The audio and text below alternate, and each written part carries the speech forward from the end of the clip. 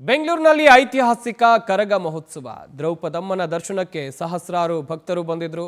ಬರೋಬ್ಬರಿ 26 ಪೇಟೆಗಳನ್ನ ಸುತ್ತಿ ಬಂದಿದೆ ಕರಗ ಎನ್ನುವಂಥದ್ದು ಗೊತ್ತಾಗ್ತಾ ಇದೆ. ಇದು ಬೆಂಗಳೂರಿನ ಐತಿಹಾಸಿಕ ಕರಗ ಮಹೋತ್ಸವ. ದ್ರೌಪದಮ್ಮನ ದರ್ಶನಕ್ಕೆ ಸಹಸ್ರಾರು ಭಕ್ತ ಸಾಗರವೇ ಬಂದಿರುವಂಥದ್ದು. ಬರೋಬ್ಬರಿ 26 ಪೇಟೆಗಳನ್ನ ಕರಗ ಸುತ್ತಿ ಬಂದಿದೆ ಎನ್ನುವಂಥದ್ದು ಗೊತ್ತಾಗ್ತಾ ಇದೆ. ಧರ್ಮರಾಯ ಸ್ವಾಮಿ ದೇವಸ್ಥಾನಕ್ಕೆ ಕರಗ ಆಗಮಿಸಿದೆ. ದೇವಸ್ಥಾನದ ಶಕ್ತಿಪೀಠದಲ್ಲಿ ದ್ರೌಪದಮ್ಮನಿಗೆ ಪೂಜೆಯನ್ನು ಸಲ್ಲಿಸಲಾಗಿದೆ. ಜಲಕಂಠೇಶ್ವರ ದೇವಸ್ಥಾನ, ಆಂಜನೇಯ ದೇವಸ್ಥಾನ, ಕೋಟೆ ಆಂಜನೇಯ ದೇವಸ್ಥಾನ, ಹಾಗೆಯೇ ಉದ್ಭವ ಗಣಪತಿ ದೇವಸ್ಥಾನ, ಹೀಗೆ ಸಾಕಷ್ಟು ದೇವಸ್ಥಾನಕ್ಕೆ ಕರಗ ಎಂಟ್ರಿ ಕೊಟ್ಟು ಈಗ ಧರ್ಮರಾಯ ಸ್ವಾಮಿ ದೇವಸ್ಥಾನಕ್ಕೆ ಬಂದಿದೆ ಎನ್ನುವಂಥದ್ದು ಗೊತ್ತಾಗ್ತಾ ಇದೆ. ಬೆಂಗಳೂರಿನ ಲಕ್ಷಾಂತರ ಮಂದಿ ನಿನ್ನೆ ರಾತ್ರಿಯಿಂದ ಇವತ್ತು ಬೆಳಗ್ಗಿನ ತನಕ ಕರಗ ಮಹೋತ್ಸವವನ್ನು ಕಣ್ತುಂಬಿಕೊಂಡಿದ್ದಾರೆ. ಸಂಭ್ರಮ ಮನೆ ಮಾಡಿದೆ. ಬರೋಬ್ಬರಿ 26 ಪೇಟೆಗಳನ್ನು ಕರಗ ಸುತ್ತಿ ಬಂದಿರುವಂಥದ್ದು.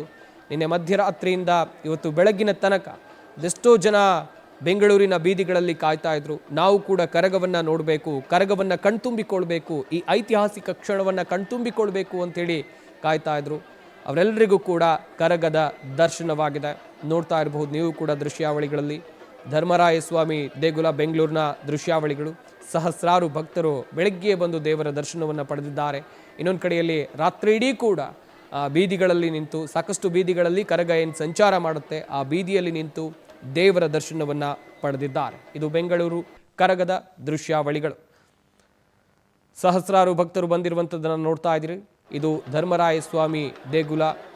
ಬರೋಬ್ಬರಿ 26 ಪೇಟೆಗಳನ್ನು ಸುತ್ತಿ ಕೊನೆಗೆ ಧರ್ಮರಾಯ ಸ್ವಾಮಿ ದೇವಸ್ಥಾನಕ್ಕೆ ಕರಗ ಆಗಮಿಸಿರುವಂಥದ್ದು.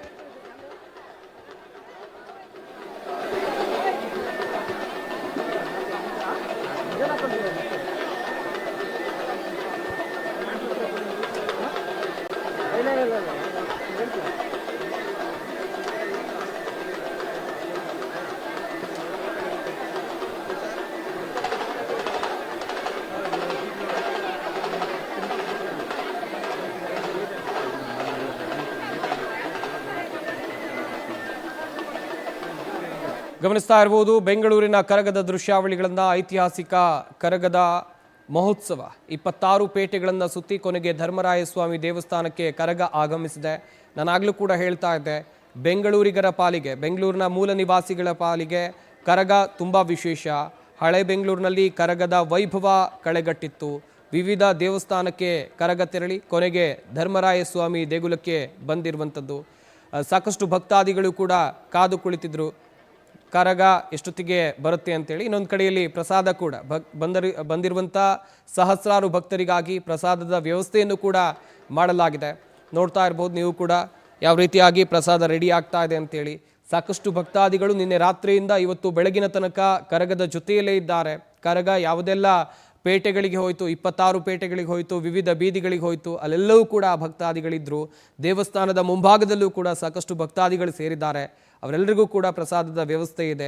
ದೇವರ ದರ್ಶನವನ್ನು ಪಡೆದು ಪುನೀತರಾಗಿದ್ದಾರೆ. ದ್ರೌಪದಮ್ಮನ ದರ್ಶನಕ್ಕೆ ಸಹಸ್ರಾರು ಭಕ್ತರು ಬಂದಿದ್ದಾರೆ. ನೋಡ್ತಾ ಇರ್ಬೋದು ಯಾವ ರೀತಿಯಾಗಿ ಜನಸಾಗರವೇ ಕರಗ ಮಹೋತ್ಸವಕ್ಕೆ ಹರಿದು ಬಂದಿದೆ ಎನ್ನುವಂಥದ್ದಾಗಿ. ಜ್ಞಾನೇಂದ್ರ ಅವರು ಈ ಬಾರಿ ಕರಗವನ್ನು ಹೊತ್ತಿರುವಂಥದ್ದು. ಸತತ 16ನೇ ಬಾರಿಗೆ ಅವರು ಕರಗವನ್ನು ಹೊತ್ತಿದ್ದಾರೆ.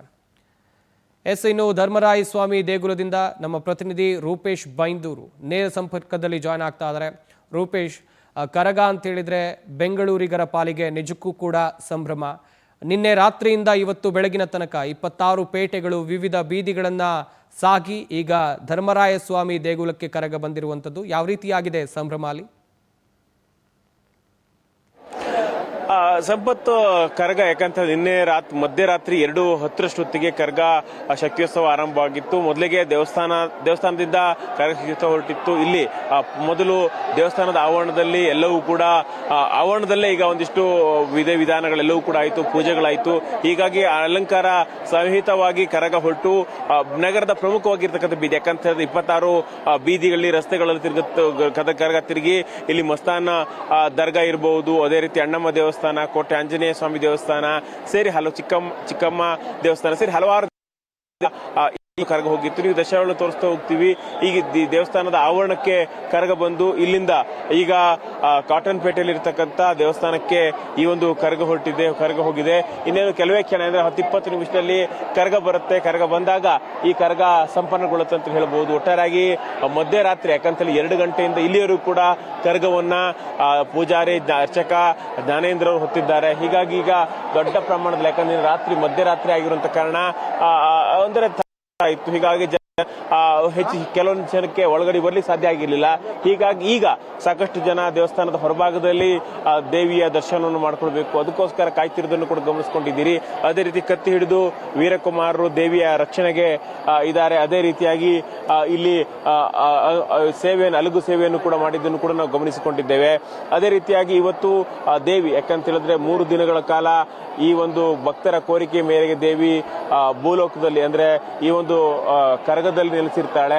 ಹೀಗಾಗಿ ಮೊದಲು ದಿನ ಇಲ್ಲಿ ಹಸಿ ಕರಗದ ಮೂಲಕ, ಅದಾದ ನಂತರ ಹೂವಿನ ಕರಗದ ಮೂಲಕವಾಗಿ ಈ ಒಂದು ದೇವಿ ಆ ಒಂದು ಕರಗದಲ್ಲಿ ನೆಲೆಸಿ ಭಕ್ತರಿಗೆಲ್ಲರಿಗೂ ಕೂಡ ದರ್ಶನ ಕೊಟ್ಟು ಆಶೀರ್ವಾದ ಮಾಡಿದ್ದಾರೆ.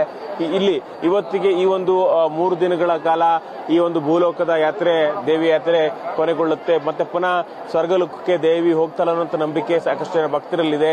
ಹೀಗಾಗಿ ದ್ರೌಪದಿ ಮಕ್ಕಳಂತ ಹೇಳಿ ಕರೆಯುವಂತ ವೀರಕುಮಾರರು ಬೇಸರದಿಂದ ಅಲಗನ್ ಅಂದ್ರೆ ಕತ್ತಿಯನ್ನ ಚೂಪಾದ ಕತ್ತಿಯನ್ನು ಎದೆಗೆ ಹೊಡೆದುಕೊಳ್ಳುವ ಮೂಲಕವಾಗಿ ದೇವಿ ನೀವು ಹೋಗಬಾರದು ಅನ್ನೋಂಥದ್ದನ್ನ ಮನವಿಯನ್ನು ಕೂಡ ಮಾಡ್ಕೊಳ್ಳೋರಿದ್ದಾರೆ. ಹೀಗಾಗಿ ಒಟ್ಟಾರೆಯಾಗಿ ದೊಡ್ಡ ಪ್ರಮಾಣದ ಜನಸಂಖ್ಯೆಯನ್ನು ಕೂಡ ಗಮನಿಸಿಕೊಂಡಿದ್ದೀರಿ. ಅದ್ದೂರಿಯಾಗಿರ್ತಕ್ಕಂಥ ಒಂದು ಮೆರವಣಿಗೆ ಮೂಲಕವಾಗಿ ಸಾಗಿ ಬಂದಂತ ಇಲ್ಲಿ ದೇವಿ ದೊಡ್ಡ ಪ್ರಮಾಣದಲ್ಲಿ ಭಕ್ತರೆಲ್ಲರಿಗೂ ಕೂಡ ದರ್ಶನವನ್ನು ಕೂಡ ಮಾಡಿದ್ದನ್ನು ಗಮನಿಸಿಕೊಂಡಿದ್ದೀವಿ. ಅದೇ ರೀತಿ ದೇವಸ್ಥಾನದ ಒಳಭಾಗದಲ್ಲಿ, ಯಾಕಂದ್ರೆ ಚಪ್ಪಾಳೆ ತಟ್ಟಿ ಒಂದಿಷ್ಟು ಧಾರ್ಮಿಕ ಕ್ರಿಯೆಗಳನ್ನು ಕೂಡ ಮಾಡ್ತಾ ಇದ್ದಾರೆ. ಇನ್ನು ಕೆಲವೇ ಕ್ಷಣ ಇಲ್ಲಿ ಕಾಟನ್ ಪೇಟೆಗೆ ಹೋದಂತ ಈ ಒಂದು ಕರಗ ಶಕ್ತಿಯೋತ್ಸವ ಪುನಃ ದೇವಸ್ಥಾನಕ್ಕೆ ಬರುತ್ತೆ. ಆ ಮೂಲಕವಾಗಿ ಕೆಲವೇ ಕ್ಷಣ, ಒಂದು ಅರ್ಧ ಗಂಟೆ ಅಥವಾ ಒಂದು 20 ನಿಮಿಷದಲ್ಲಿ ಈ ಒಂದು ಕರಗ ಶಕ್ತಿಯೋತ್ಸವ ಸಮಾಪ್ತಿಗೊಳ್ಳುತ್ತೆ ಅಂತ ಹೇಳಿ ಹೇಳಬಹುದು. ಸಂಪತ್, ಥ್ಯಾಂಕ್ ಯು ರೂಪೇಶ್ ತಮ್ಮೆಲ್ಲ ಡೀಟೇಲ್ಸ್ಗಾಗಿ.